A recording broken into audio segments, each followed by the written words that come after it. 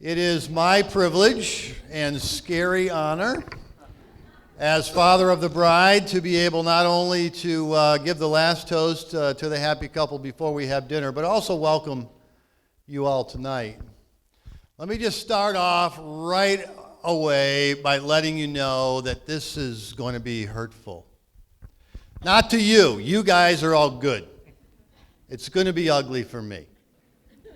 And most of you who know me know that I'm not going to get through this without a little bit of emotion. So I've always, in public speaking, been able to feel better when you just kind of get it out there, lower all the expectations. Don't worry, it's okay. Kev's going to cry, and we're all okay with it. So let me just first say, on behalf of Bree and Matt, as I've gotten to know more people over the last 48 hours, new faces, new family mostly, I've been again impressed with the breadth of the relationship foundation that Bree and Matt have made. We literally have people tonight from one coast of the country to the other that have given up their weekend, their resources to get here, time away from their own family and other friends to be able to celebrate this special night with Matt and Bree. And I know on behalf of Cassie and Keith, Amanda and Jamin, Janny and I, and certainly Matt and Bree, we are very much appreciative of that effort and sacrifice to be here with them tonight. And our families are humbled by your desire to honor their commitment. So welcome to all of you.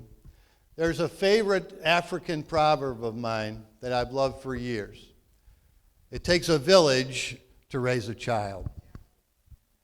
And as parents, we intentionally surround our children during their life with those village people.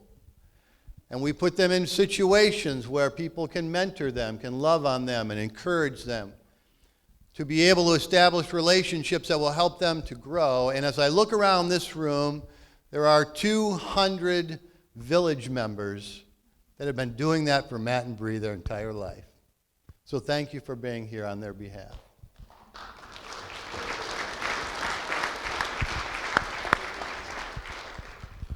So Breely, as I look across the table at a stunningly beautiful young woman, a new bride in a incredibly gorgeous, if not slightly overpriced wedding gown.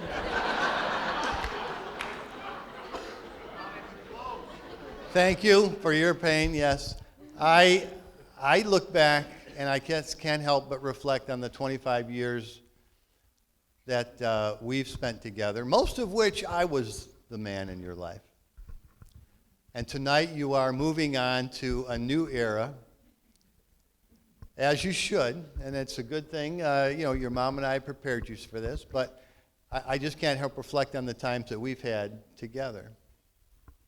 When I was first introduced to you, by the way, I just want to plug something for Janny tonight. She did a great job in your delivery. She was awesome.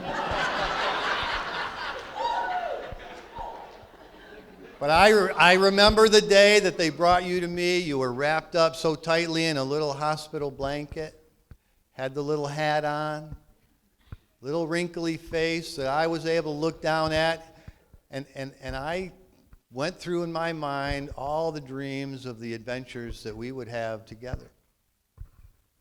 And sure enough, over 25 years, we lived the vast majority of them.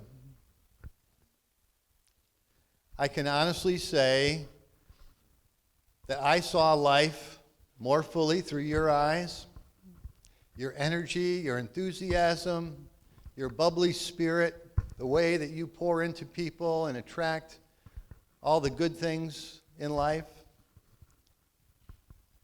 I loved and lived more deeply because of what you brought to my life.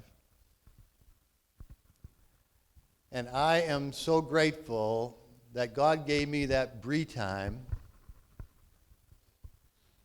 and that I was able to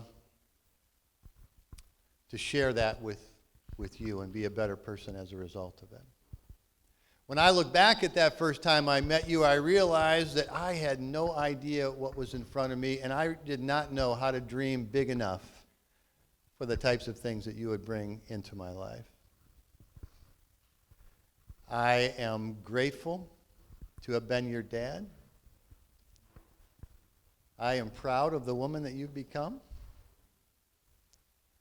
And tonight I feel a very special and different type of pride as I do hand you off to the new man in your life and you start that adventure together. Matthew?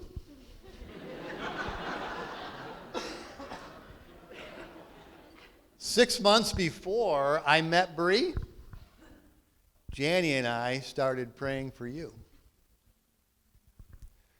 When she told me that we were pregnant with our second child, I knew it was a girl.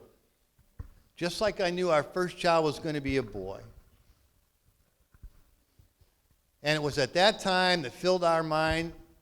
One of the first things we thought about is that as this child is developing and growing, we need to pray for the man that God is going to develop and grow into that person for Bree. Now, as a side note, I'm pretty sure if my math is right, when we started praying for you is just about the time you were conceived. You check that out with your folks. But if you do the math with your birthday, I'm pretty sure that works out. So we didn't know who you were. We didn't know where you lived. We had no idea what you would be like. As Tay said, we met you in elementary school. We didn't even recognize you were the guy. But we knew God was designing you to be the perfect match for Bree. Hold on, because I'm getting a little emotional.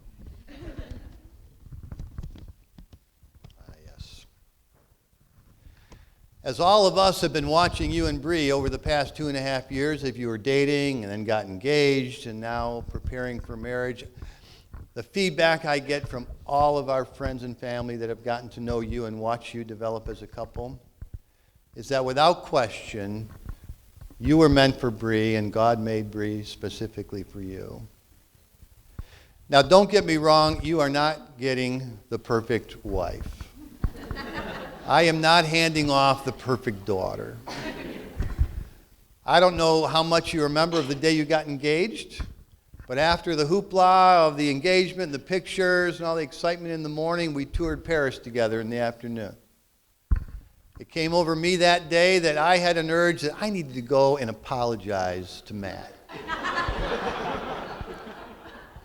Only once, only do it one time, be done. But you know what? There's people around the room that would tell you that know me from the past that Kevin kind of spoiled Bree a little bit as she was growing up.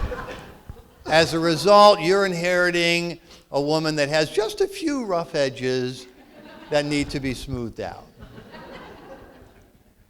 Now, the good news is, in the 10 months since you got engaged, I can look back and on several separate occasions, I can see the strengths and the gifts that God's put in your life that have complemented just where they needed to those rough areas of Bree.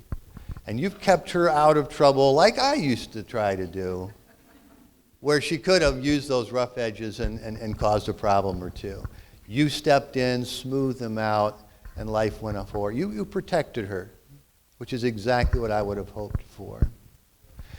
Now, I'm not saying your life is going to be perfect, but I am here to tell you I've been praying for you for 25 years, and I believe God has designed you perfectly for each other. So raise your glass with me if you would.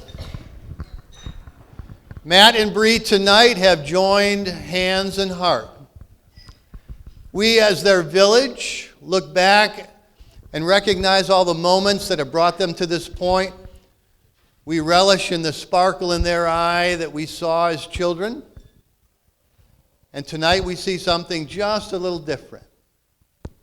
We see a new love, a new joy, which has given birth to a brand new sparkle.